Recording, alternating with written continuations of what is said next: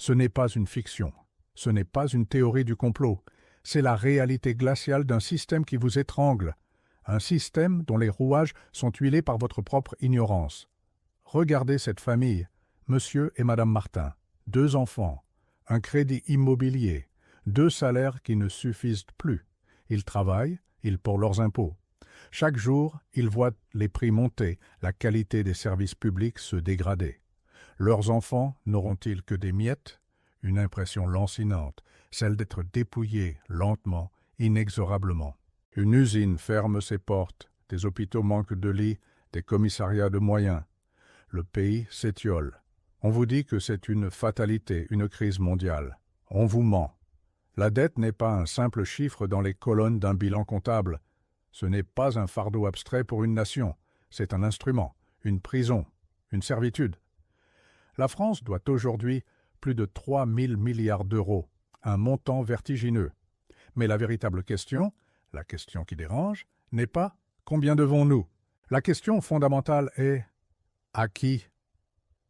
Qui sont ces créanciers invisibles qui, dans l'ombre, tirent les ficelles de notre destin national? Comment cette chaîne a-t-elle été forgée? Chaque année, l'État français dépense plus qu'il ne reçoit. Le déficit. Pour combler ce gouffre, il emprunte. Il émet des obligations, des titres de dette qu'il promet de rembourser avec des intérêts. Qui achète ces titres? D'abord, des banques. Des banques françaises comme BNP Paribas, la Société Générale, le Crédit Agricole, puis des banques étrangères.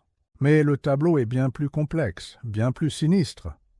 Une part colossale de cette dette est détenue par des fonds d'investissement géants, des fonds de pension, qui gèrent l'épargne de millions d'individus à travers le monde, des fonds souverains de pays lointains, et surtout la Banque centrale européenne. Par ses programmes de planche à billets, d'assouplissement quantitatif, elle a racheté des milliards d'euros de dettes publiques, créant de la monnaie à partir de rien. Ce n'est pas un acte neutre. C'est une injection massive de liquidités, une dilution de votre pouvoir d'achat. C'est la nationalisation de la dette par des moyens détournés, une socialisation de la perte, au profit de quelques-uns. Et le piège se referme. Chaque euro emprunté aujourd'hui est un euro de moins pour les générations futures.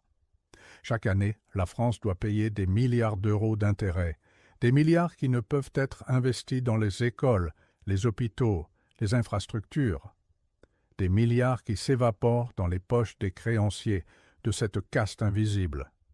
L'État est contraint à l'austérité, à la privatisation, à la cession de ses actifs. Chaque décision politique est scrutée, jugée, validée ou rejetée par la sentence implacable des marchés. Des agences de notation privées, sans légitimité démocratique, peuvent faire trembler un gouvernement par une simple note.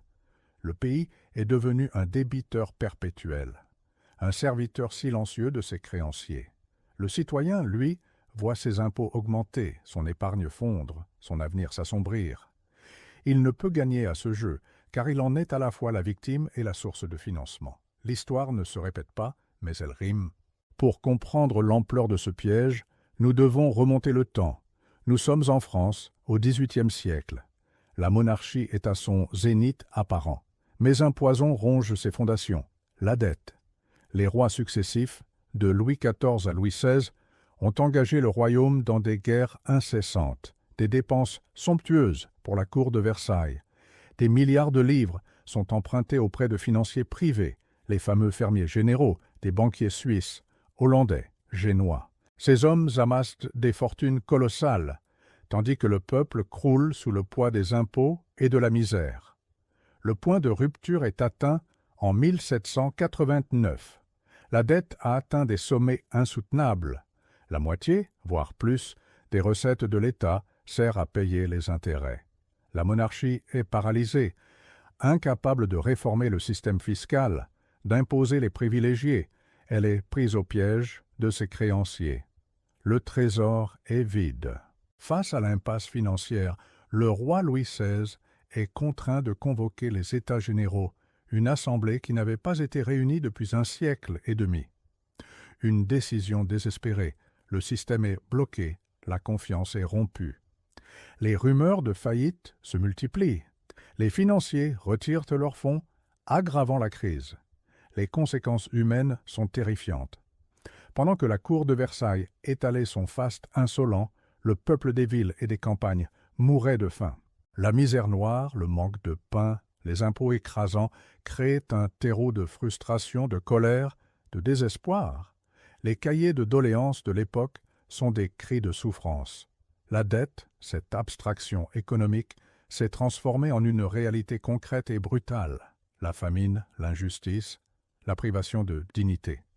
C'est cette conjonction d'une dette impayable et d'une population exsangue qui a allumé la mèche de la Révolution française.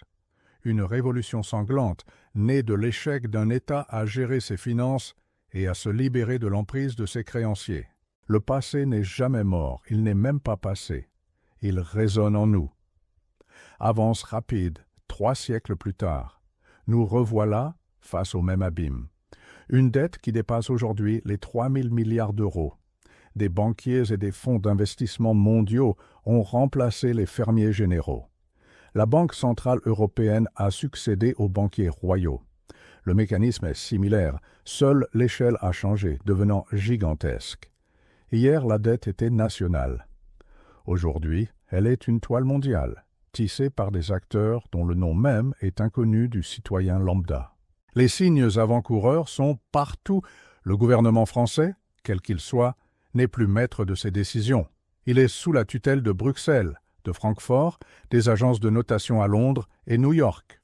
Les réformes structurelles exigées, les privatisations forcées, les coupes dans les budgets sociaux ne sont pas des choix politiques libres. Ce sont les impératifs des créanciers, les dictats des marchés qui exigent leur dû. Regardez les retraites, l'énergie, les autoroutes. Ces actifs nationaux sont bradés pour rembourser une partie de la dette, pour apaiser les créanciers. Le déclin de l'éducation, de la santé, de la justice n'est pas une fatalité. C'est le prix à payer pour maintenir l'illusion d'une solvabilité. Les mouvements sociaux, les gilets jaunes, la colère qui gronde dans les rues ne sont pas de simples expressions de mécontentement. Ce sont les échos lointains des révoltes d'antan, le cri d'un peuple spolié qui sent intuitivement la chaîne qui se resserre. Alors, que va-t-il se passer dans les 5 à 10 prochaines années si cette trajectoire persiste? La projection est sombre, une perte de souveraineté totale. La France, comme d'autres nations européennes, deviendra un simple satellite économique, contrainte de vendre ses dernières pépites pour satisfaire des créanciers insatiables. Les services publics seront démantelés, remplacés par des entreprises privées aux tarifs exorbitants. Le niveau de vie continuera de baisser, l'inflation érodera le peu d'épargne qu'il reste, la démocratie, vidée de sa substance, ne sera plus qu'une façade. Nous pourrions assister à des crises sociales d'une violence inouïe, à une déliquescence de l'État, ou, pire encore, à une soumission silencieuse, une servitude volontaire, où l'on accepte notre sort de débiteur perpétuel. Mais face à cette prédation organisée, il existe une voie de survie financière.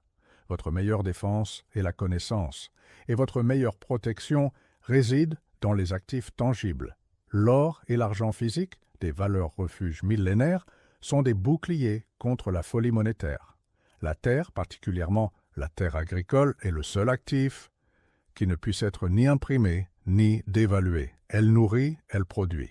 Développez des compétences utiles, résilientes, celles que le système ne peut pas vous confisquer. Apprenez à produire, à réparer, à échanger. Investissez dans votre capital humain, dans votre autonomie. Créez des réseaux, des communautés locales. C'est en redevenant maître de votre propre économie, à votre échelle, que vous pourrez vous affranchir de la chaîne. La dette n'est pas seulement un problème économique, c'est une question de liberté. Une nation endettée est une nation captive. Un citoyen ignorant est un citoyen asservi. L'ignorance est une dette dont le prix est la liberté. Il est temps d'ouvrir les yeux, de comprendre les rouages, d'identifier les maîtres invisibles. Pour briser les chaînes et pour comprendre les rimes de l'histoire, abonnez-vous à l'Archive du Capital.